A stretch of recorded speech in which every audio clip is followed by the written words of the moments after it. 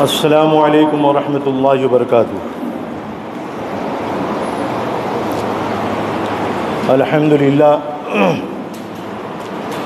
للہ نحمده ونستعینه ونستغفره ونؤمن به ونتوکل علیہ ونعوذ باللہ من شرور انفسنا ومن سیئات اعمالنا من يهده الله فلا مضل له ومن يضلل فلا هادي له ونشهد أن لا إله إلا الله وحده لا شريك له ونشهد أن سيدنا ومولانا وحبيبنا وشفيعنا محمدا عبده ورسوله الذي أرسل بالحق بشيرا ونذيرا وداعيا إلى الله بإذنه وسراجا منيرا أما بعد فأعوذ بالله من الشيطان الرجيم بسم الله الرحمن الرحيم للرجال نصيب مما ترك الوالدان والأقربون وللنساء نصيب مما ترك الوالدان والأقربون مما قل منه أو كثر نصيبا مفروضا صدق الله مولانا العظيم۔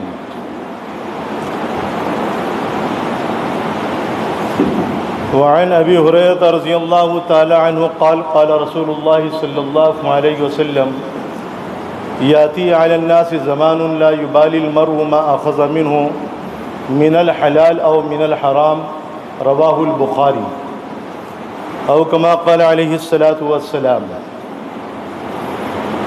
برادران ملت، معزز سامعین کرام، بزرگوں اور بھائیوں،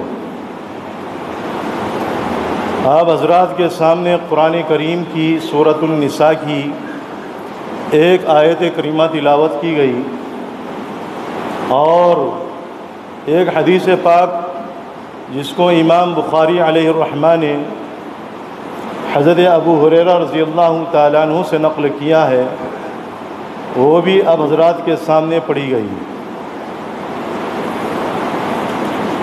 آیت کریمہ کا ترجمہ یہ ہے، مردوں کا بھی حصہ ہے اس میں سے جو والدان اور قریبی رشتہ دار چھوڑ مرے، اور عورتوں کا بھی حصہ ہے اس میں سے جو ان کے والدین اور قرابت والے رشتہ دار چھوڑ مرے، چاہے وہ تھوڑا ہو یا زیادہ ہو، اور یہ حصہ مقرر کیا ہوا ہے، یہ اللہ کی طرف سے حصے مقرر کیے ہوئے ہیں۔ دیکھو اب حضرات جو ہے نا بیانات بہت سنتے ہوں گے، آج جو ہے نا آج کے دن میں مسلمان ہر جگہ پر اپنی دیش بھکتی کا ثبوت پیش کر رہا ہے کہ میں بہت بڑا دیش بھکتی ہوں، میں بہت بڑا وطن سے محبت کرنے والا ہوں۔ صحیح بات ہے بالکل۔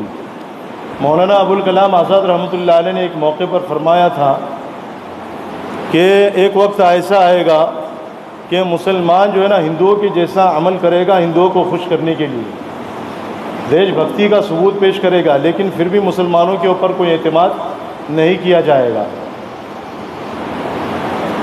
دیکھو ہم جو ہے ہندوستان کے مسلمان ہیں، ہم بھی یہاں پیدا ہوئے، ہمارے آبا و اجداد سب یہاں پر پیدا ہوئے، اور سب جانتے ہیں کہ یہ مسلمان ہندوستان سے محبت کرتے ہیں، لیکن جان بوجھ کر کہ ہمیں جو ہے نا دہشت گرد بنایا جاتا ہے۔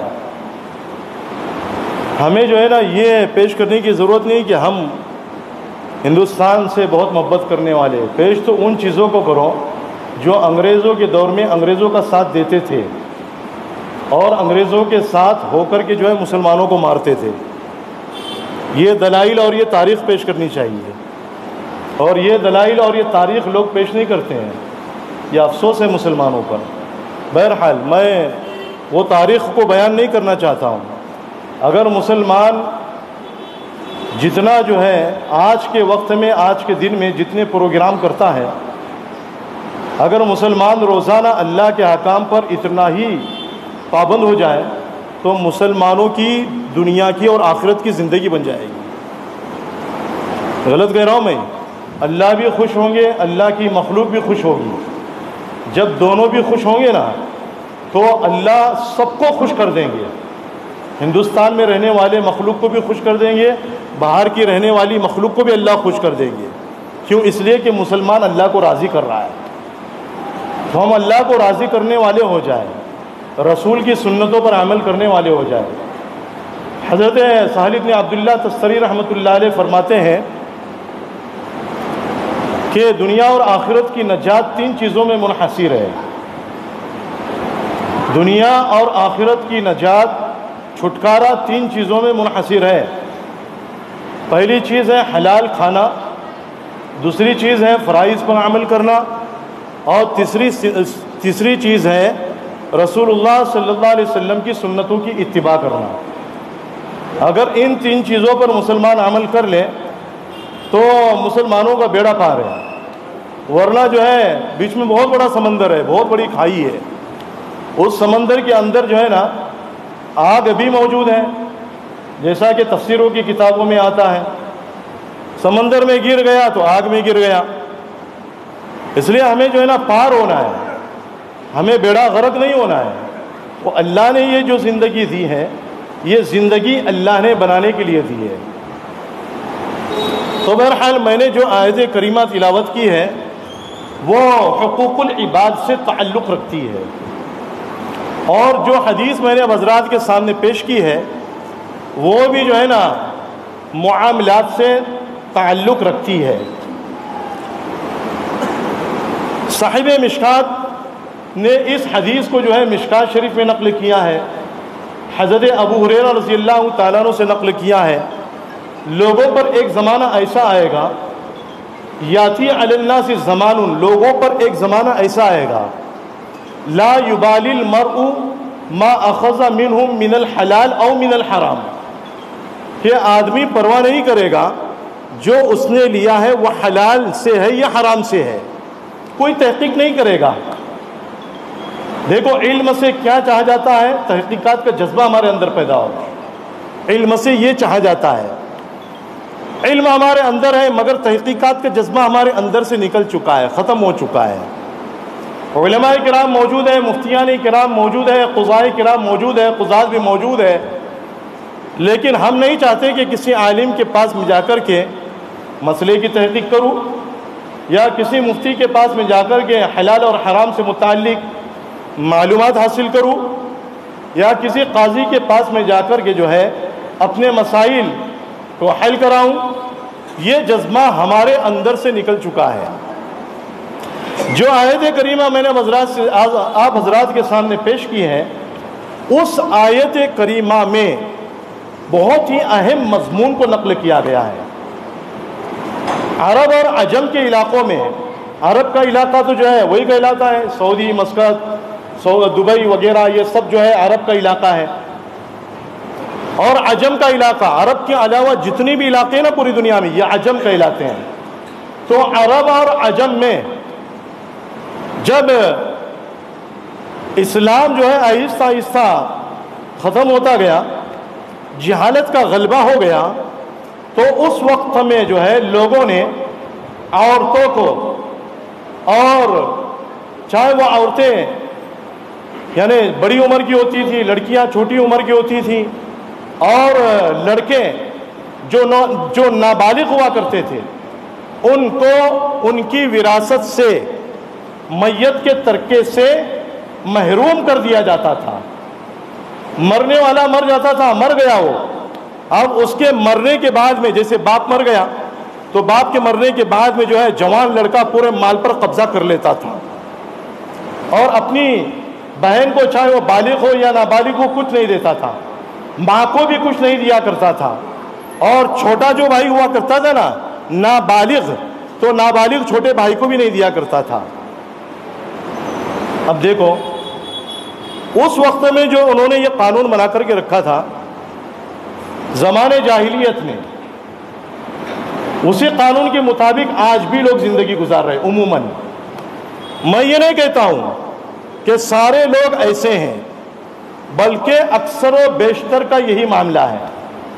باپ مر گیا تو باپ مرنے کے بعد میں بڑا بھائی پورے مال پر قبضہ کر لیتا ہے، یا باپ کے وقت میں جس کا قبضہ تھا وہ جو ہے باپ کے مرنے کے بعد میں قبضہ کر لیتا ہے، ماں کو کچھ نہیں دیتا، بہنوں کو کچھ نہیں دیتا، چھوٹا بھائی ہے نابالغ ہے تو اس کو بھی کچھ نہیں دیتا، بہنوں کو محروم کر دیتا ہے، اور ماں کو بھی محروم کر دیتا ہے اور اپنے دوسرے بھائیوں کو بھی محروم کر دیتا ہے۔ تو زمانے جاہلیت میں جو قانون بنا ہوا تھا وہی قانون اور وہی طریقہ آج بھی ہم مسلمانوں کے اندر نعوذ باللہ موجود ہے، یہ چل رہا ہے۔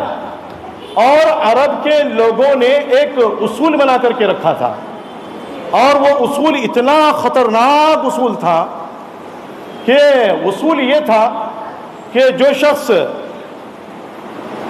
جنگ کے میدان میں جا کر کے گھوڑ سواری کر سکتا تھا اور گھوڑے پر سوار ہو کر کے دشمنوں کو قتل کر سکتا تھا اور قتل کرنے کے بعد میں مال غنیمت حاصل کر لیتا تھا، وہی وراثت کے مال کا مستحق ہوا کرتا تھا۔ وراثت کا مال کس کو کہتے ہیں معلوم ہے آپ کو؟ ترکے کا مال، وراثت کا مال، یعنی ایک آدمی مر گیا، مرنے کے بعد میں اس کی جو جائیداد ہے، مال ہے، وہ وراثت کا مال کہلاتا ہے، اس کو ترکہ کہتے ہیں۔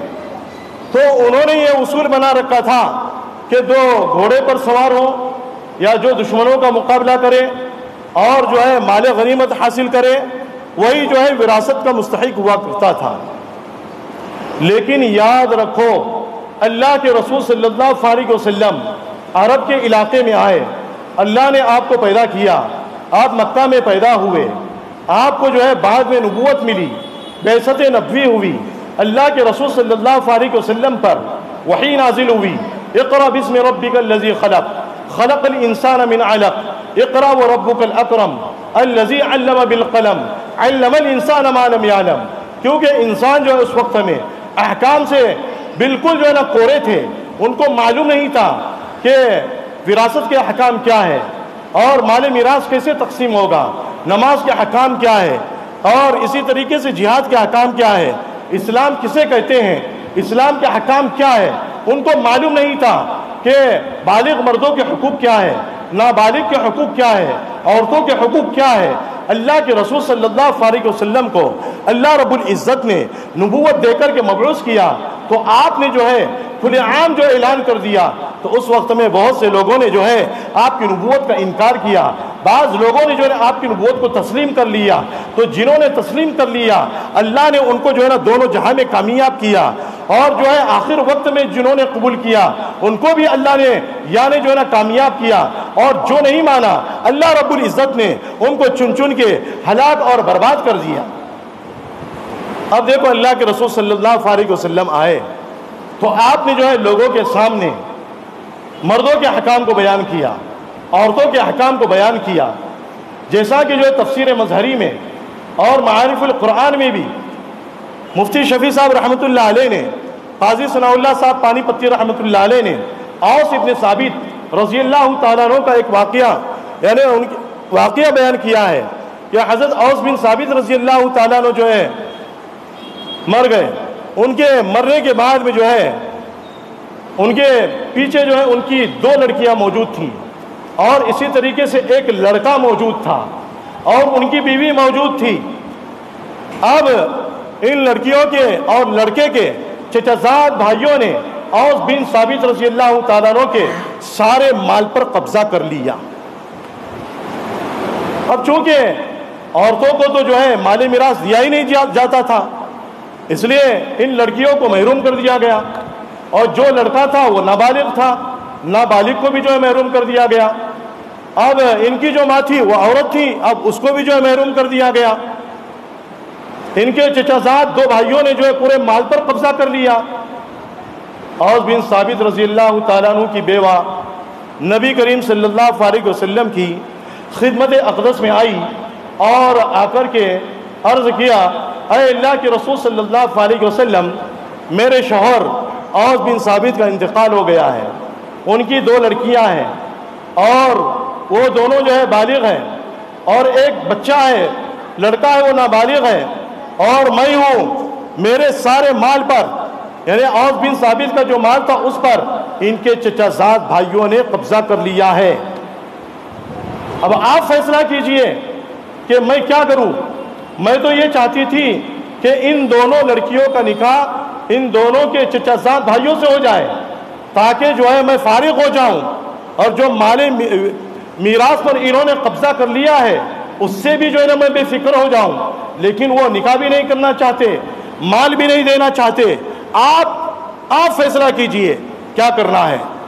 تو اللہ کے رسول صلی اللہ علیہ وسلم نے عرض کیا کہ ٹھہری رہو، اللہ جو ہے نا اس کے بارے میں حکم نازل کرے گا، اللہ تعالیٰ اس ظالم قانون کو ختم کر کے رہے گا۔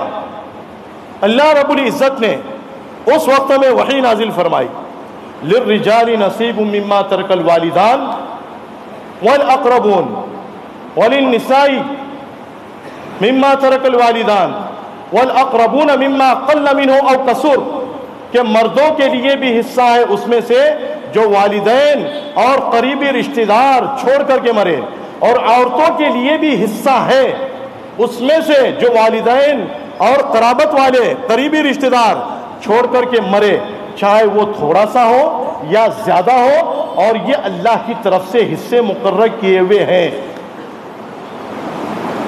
صاف اللہ نے بیان فرما دیا۔ پھر اللہ کے رسول صلی اللہ علیہ وسلم نے ان کے چچا زاد بھائیوں کو بلایا اور بلا کر کے کہا یہ سارا مال جو ہے نا ان کو دے دو، عورت کا جو ہے نا 8واں حصہ اس میں سے ہے، سارے مال میں سے 8واں حصہ عورت کو دیا جائے گا، کیونکہ اولاد موجود ہے۔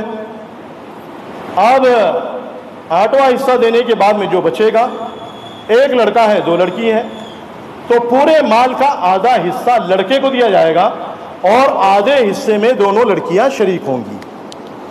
سمجھ میں آئی میری بات؟ یعنی 1 روپیہ اگر لڑکے کو ملتا ہے تو آٹانے ان دونوں کو ملیں گے، لیکن ملیں گے ضرور۔ اب اس سے یہ بات سمجھ میں آتی ہے کہ ایک آدمی اگر مر گیا، آج کے وقت میں اگر کوئی آدمی مر گیا، مر تو رہے روزانہ مر رہے، 16,000 20,000 روزانہ مر رہے، تو ایک آدمی مر گیا، اب اس کے مرنے کے بعد میں اس کا جو ہے نا مثال کے طور پر ایک لڑکا ہے، 2 لڑکیاں یا 3 لڑکیاں ہیں، یا اسی طریقے سے اس کی عورت بھی موجود ہے۔ اب اس کے مرنے کے بعد میں اس کی پوری جائیداد کو کیسے تقسیم کیا جائے گا؟ پورا مال پوری جائیداد میں سے جو ہے نا 8واں حصہ اس کی عورت کو دیا جائے گا۔ کتنا حصہ؟ 8واں حصہ۔ مثال کے طور پر 8 کروڑ روپے موجود ہیں، تو 1 کروڑ روپے عورت کو دیے جائیں گے۔ اب بچے کتنے؟ 7 کروڑ روپے۔ ایک لڑکا ہے اور 2 لڑکی ہیں، تو 3.5 کروڑ لڑکے کو ملیں گے اور 3.5 کروڑ میں دونوں لڑکیاں شریک ہوگی۔ دونوں کو دینا ضروری ہے۔ یہ تو میں نے زیادہ کی مثال دے کر کے بتایا ہوں، لیکن اللہ نے کیا بیان فرمایا؟ مما قل منہ او کثر، مرنے والا مر گیا، اس نے 1 روپیہ بھی چھوڑا ہے، 1 روپیہ بھی چھوڑا ہے، عورت موجود ہے، عورت کو بھی ملے گا، بیٹیاں موجود ہیں تو بیٹیوں کو بھی ملے گا، بیٹا موجود ہے تو بیٹے کو بھی ملے گا، باپ موجود ہے تو باپ کو بھی ملے گا، ماں موجود ہے تو ماں کو بھی ملے گا۔ ماں کا 6واں حصہ، باپ کا 6واں حصہ، عورت کا 8واں حصہ، بیٹے کو جو ہے جو بچے گا بیٹوں کو اور بیٹیوں کو دیا جائے گا، بیٹوں کو 2 گنا دیا جائے گا، اور بیٹے کے مقابلے میں اس کا آدھا بیٹیوں کو دیا جائے گا۔ یہ اللہ نے جو ہے نا فیصلہ کیا ہے، اور آج پوری دنیا میں 80% لوگ، بلکہ 90%، 90% لوگ اس چیز پر عمل نہیں کر رہے ہیں۔ کہاں سے ہماری دعائیں قبول ہوگی؟ جیسے حضرت مولانا مفتی تقی صاحب عثمانی نے جو ہے اپنی کتاب میں لکھا ہے کہ حرام مال کی 2 قسمیں ہوتی ہیں۔ کتنی قسمیں ہوتی ہیں؟ حرام مال کی 2 قسمیں ہوتی ہیں۔ ایک حرام مال تو وہ ہے جو کھلم کھلا ہے، جیسے جوا کا مال، رشوت کا مال، سود کا مال، چوری کا مال، ڈکیتی کا مال، قبضے کا مال، یہ سب جو ہے نا حرام کا مال ہے، یہ کھلم کھلا ہے۔ اور دوسرا جو حرام کا مال ہوتا ہے نا، وہ ہمیں جو ہے نا ظاہر میں نظر نہیں آتا، اور وہ کون سا ہے؟ وہ یہی ہے، میراث کا مال۔ بیٹی کے حصے پر قبضہ کر لیا، بہنوں کے حصے پر قبضہ کر لیا، ماں کے حصے پر قبضہ کر لیا، بہنوں کے حصے پر قبضہ کر لیا، پھوپھی کے حصے پر قبضہ کر لیا، ماموں کے حصے پر قبضہ کر لیا، چچا عصبہ بنتا تھا چچا کے مال پر قبضہ کر لیا، بھائی جو ہے نا عصبہ بنتا تھا اس کے مال پر جو ہے نا قبضہ کر لیا۔ بھائی علم میراث کس کو کہا جاتا ہے؟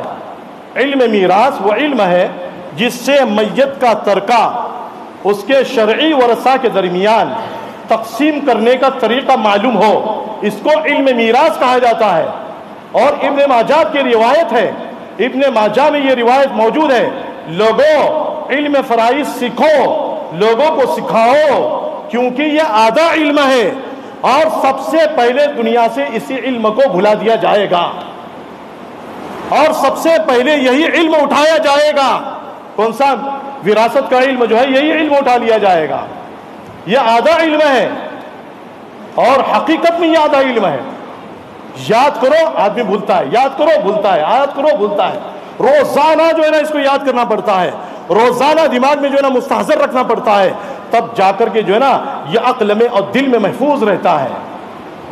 اس لیے حضرت عبداللہ ابن مسعود رضی اللہ تعالیٰ عنہ کی ایک روایت ہے، غالباً وہ بیہقی شریف کی ہے، اس میں رسول اللہ صلی اللہ علیہ وسلم نے بیان فرمایا، تعلموا القرآن، قرآن کو سیکھو، وعلموہ الناس، اور لوگوں کو سکھاؤ، تعلموا العلم، علم سیکھو، وعلموہ الناس، اور لوگوں کو سکھاؤ، تعلموا الفرائض، فرائض کا علم سیکھو یعنی میراث کا علم سیکھو، وعلموہ الناس، اور لوگوں کو سکھاؤ۔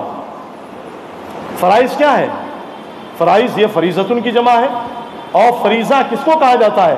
اللہ کی طرف سے بندوں کے اوپر جو پابندیاں عائد کی گئی ہے اس کو فریضہ کہا جاتا ہے، اور اس کے لفظی معنی آتے ہیں متعین حصہ، اللہ کی طرف سے شرعی ورثہ کے یعنی رشتہ داروں کے حصے اللہ نے مقرر کر دیے ہیں، اور یہ قرآن کا فیصلہ ہے، میرا فیصلہ نہیں ہے، یہ قرآن کا فیصلہ ہے۔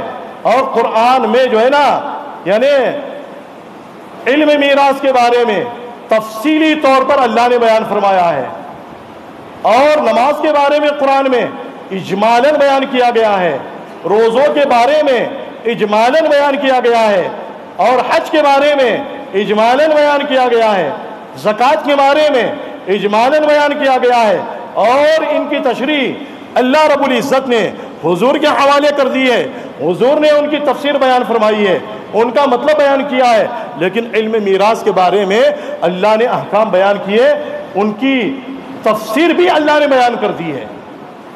اب سوچو کہ ہم اللہ کے کتنے احکام کی جو ہے نا خلاف ورزی کر رہے ہیں، آدھے علم کی ہم خلاف ورزی کر رہے ہیں، آدھے علم کی۔ میرے محترم بھائیوں اور بزرگوں، باپ کے مرنے کے بعد میں جتنا تم لے رہے ہو اتنا جو ہے نا اپنی بہنوں کو اس میں سے آدھا حصہ ضرور دو۔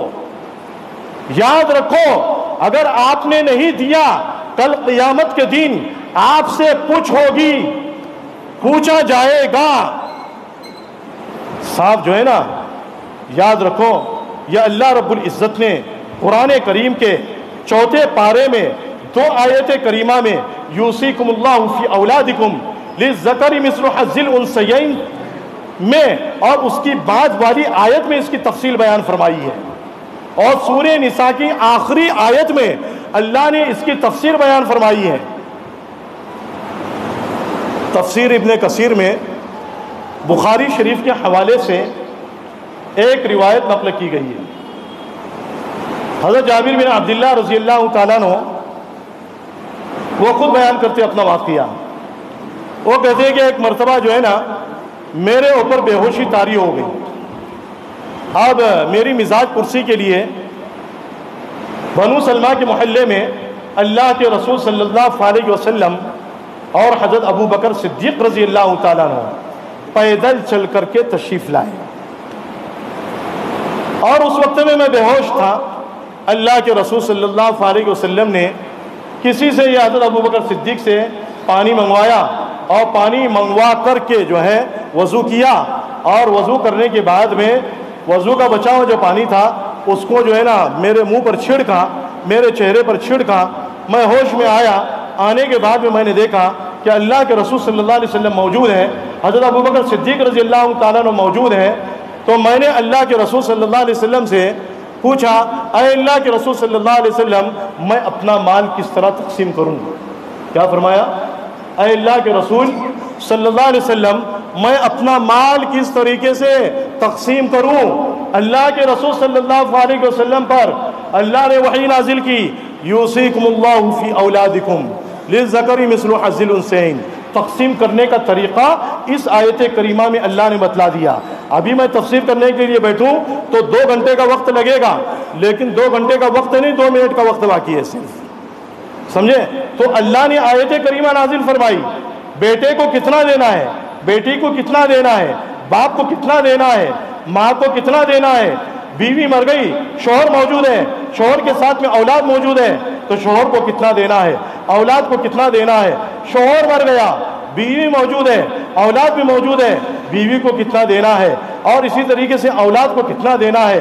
اب ان کے ساتھ میں باپ بھی موجود ہے اور ماں بھی موجود ہے، بہنیں بھی موجود ہیں، اور جو ہے پھوپھیاں بھی موجود ہیں، ماموں بھی موجود ہیں، اور چچا بھی موجود ہیں۔ کس کو کتنا دینا ہے اللہ رب العزت نے قرآن کریم میں بیان کر دیا ہے، تو ہم کیوں جو ہے دوسرے کے مال پر قبضہ کریں؟ بیٹیوں کے مال پر ہم کیوں قبضہ کریں؟ ماں کے مال پر ہم کیوں قبضہ کریں؟ باپ کے مال پر ہم کیوں قبضہ کریں؟ اور ہم جو ہے بیٹیوں کے مال پر کیوں قابض ہو جائیں؟ بہنوں کا حق جو ہے ہم کیوں یعنی اپنے قبضے میں لے لیں؟ اللہ تو دینا چاہتا ہے اور بندہ جو ہے چھیننا چاہتا ہے اور چھین کر کے اپنے قبضے میں رکھنا چاہتا ہے۔ میرے بھائیوں، ہم کب تک ان مال سے فائدہ اٹھاتے رہیں گے؟ کل قیامت کے دن کے آنے سے پہلے پہلے اللہ رب العزت جو ہے نا اس کی سزا دنیا میں دے دیتے ہیں، اور یہ حقیقت ہے۔ اس لیے اللہ کے رسول صلی اللہ علیہ وسلم نے بیان کیا کہ دیکھو یہ علم میراث جو ہے نا سیکھو اور لوگوں کو سکھاؤ۔ یہ علم میراث ایسا علم ہے، سب سے پہلے یہ علم اٹھایا جائے گا، لوگوں کے سینوں سے نکال لیا جائے گا۔ اور آج جو ہے نا کوئی پوچھنا نہیں چاہتا کہ دیکھو میرا باپ مر گیا، مفتی صاحب میرا باپ مر گیا، میری ماں موجود ہے، میری بہنیں بھی موجود ہیں، میرا بڑا بھائی بھی موجود ہے، چھوٹا بھائی بھی موجود ہے، میں اپنی ماں کو کتنا دوں، میں اپنی بہنوں کو کتنا دوں، میں چھوٹے بھائی کو کتنا دوں، بڑے بھائی کو کتنا دوں؟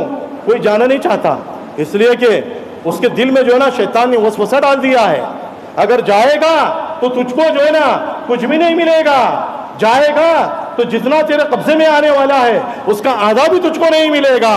جانے سے پہلے جو ہے نا سارے مال پر قبضہ کر لے۔ اب وہ جانے سے پہلے سارے مال پر قبضہ کر لیتا ہے، پھر بعد میں جو ہے نا وہی پولیس چوکی کے چکر، پھر جو ہے نا وکیل کے چکر، پھر کورٹ کے چکر، ایسے جو ہے نا چکر پہ چکر لگتے جاتے ہیں، پھر ملک الموت کا چکر آ جاتا ہے۔ کس کا چکر آ جاتا ہے؟ ملک الموت کا چکر آ جاتا ہے۔ آپ اس کے چکر سے جو ہے نا نہ آپ چھوٹ سکتے ہیں نہ میں چھوٹ سکتا ہوں، پوری دنیا میں سے کوئی نہیں چھوٹ سکتا۔ ایک بات یاد رکھنا، یہ اللہ نے جو عمر دی ہے نا ہم کو، یہ عمر اسی لیے دی ہے تاکہ ہم اللہ کے حکام پر عمل کریں۔ اس لیے سالم بن عبداللہ تستری فرماتے ہیں نجات 3 چیزوں میں منحصر ہے، حلال کھانے میں، اور اللہ کے فرائض پر عمل کرنے میں، اور حضور کی سنتوں کا اتباع کرنے میں۔ کریں گے انشاءاللہ۔ دیکھو ہمیں حلال کمانا ہے، حلال کھانا ہے، اللہ کے فرائض پر عمل کرنا ہے، سنت رسول اللہ پر ہمیں عمل کرنا ہے۔ اللہ رب العزت سے دعا ہے کہ اللہ رب العزت آپ کو بھی اور مجھ کو بھی اور پوری امت مسلمہ کو ان تمام باتوں پر صحیح طریقے سے اور اللہ کے رسول صلی اللہ علیہ وسلم کے طریقے پر چلتے ہوئے عمل کرنے کی توفیق نصیب فرمائے۔ وآخر دعوانا الحمد للہ رب العالمین۔